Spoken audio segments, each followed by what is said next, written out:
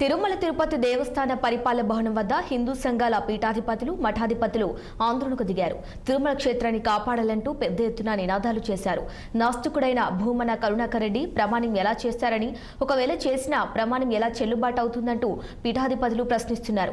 దోషులను శిక్షించాలని, శిక్షించేంత వరకు హిందూ సంఘాల నిరసన కొనసాగుతుందని హెచ్చరించారు. వైసీపీ హయాంలోని బోర్డు చైర్మన్ ఈవోను వెంటనే శిక్షించాలని డిమాండ్ చేశారు. కల్తీ ప్రసాదం దొంగలను అరెస్టు చేయాలన్నారు. తిరుమల వ్యవహారంపై ప్రధాని మోదీ, అమిత్ షా స్పందించాలని కోరారు పీఠాధిపతులు.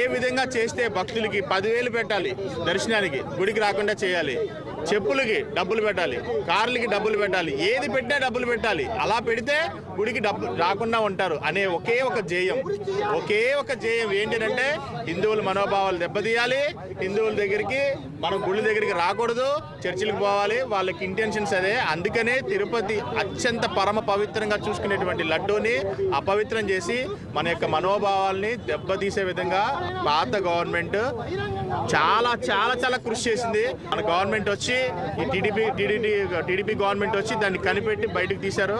ఇప్పుడు దీన్ని మేము చంద్రబాబు నాయుడు గారు మేము మా మఠం తరపున సీరియస్గా అడుగుతున్నాము. లోకేష్ గారు, అయ్యా లోకేష్ గారు, మేము మీకు ప్రణామాలు జోడిస్తున్నాము.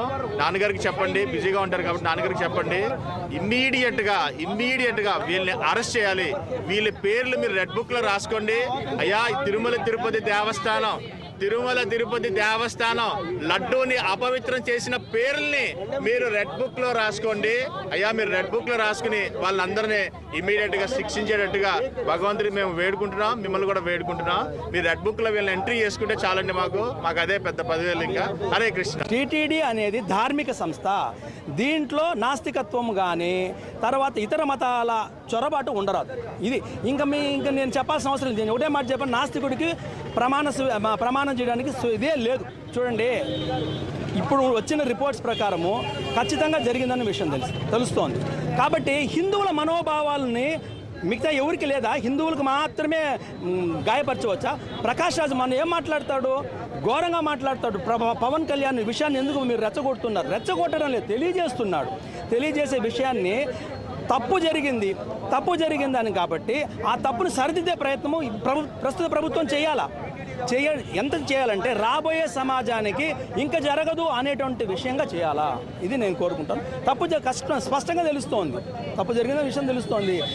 1000 రూపాయల పైన 300 రూపాయలు అనేది ఫండమెంటల్గా ఇప్పుడు మనం బయట పోయి కొంటే కూడా 30 రూపాయలకి ఏదైనా వస్తువు ఇస్తున్నారు అనుకో, 100 రూపాయల వస్తువు 30 రూపాయలకి ఇస్తున్నారు అనుకో, దాంట్లో లోపాలు ఉండాలి అన్న విషయం మనకు సులభంగా తెలిసిపోతుంది కదా. కాబట్టి దీనిపైన ఉన్నటువంటి దాన్ని పూర్తిగా కమిషన్ వేసి దాన్ని నెక్కు తేల్చి దాన్ని చేయాల్సిన అవసరం ఉంది. ఈవో గారు చాలా సానుకూలంగా స్పందించడం ఆనందంగా ఉంది. మొట్టమొదటిసారి ఇలాంటి ధర్నాలకి ఈవో పిలిపించి మాట్లాడి సానుకూలంగా స్పందించడం ఇదే మొదటిసారి.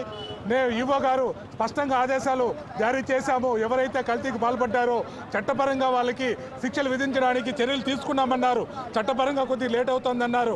అలాగే స్వామీజీలు మేమంతా కూడా కలిసి ఇక మీదట మన తిరుమలకి బయట నుంచి నెయ్యి కోసం ఆధారపడకుండా మనకు అతిరామ్య మఠం కావచ్చు, ఇలా టీటీడీ కావచ్చు, ఎన్నో వేల ఎకరాలు ఉన్నాయి. వీటిల్లోనే అతిపెద్ద భారీ డైరీని నిర్మించాలని, సొంతంగానే మనం నెయ్యిని ప్రొడక్ట్ చేసుకోవాలని, దాని ద్వారా కావాల్సిన పాలు మిగతా పదార్థాలన్నీ కూడా మనం తిరుమలకి మన సొంతంగానే చేసుకోవాలని కోరడం జరిగింది. అలాగే అన్నదాన ట్రస్ట్కి ఏ విధంగా అయితే అభివృద్ధి చెందిందో, 80 ఎన్టీఆర్ గారు పెట్టిన తర్వాత ఏ విధంగా అంచెలంచెలుగా ఎదుగుతూ అన్నదాన ట్రస్ట్ వచ్చిందో, అదేవిధంగా ఈ గోదాన ట్రస్ట్ అనేది ఒకటి పెడితే దాన్ని కూడా అన్నదాన ట్రస్ట్ లాగా ముందుగా ప్రతి ప్రజలు దానికి విరాళాలు ఇచ్చి అద్భుతంగా తిరుపతి టీటీడీ అండర్లోనే నెయ్యి కావచ్చు, పాలు కావచ్చు, ఇవన్నీ సేకరించే విధానంగా ముందుకు తీసుకెళ్లాలని అడగడం జరిగింది. ఈవో గారు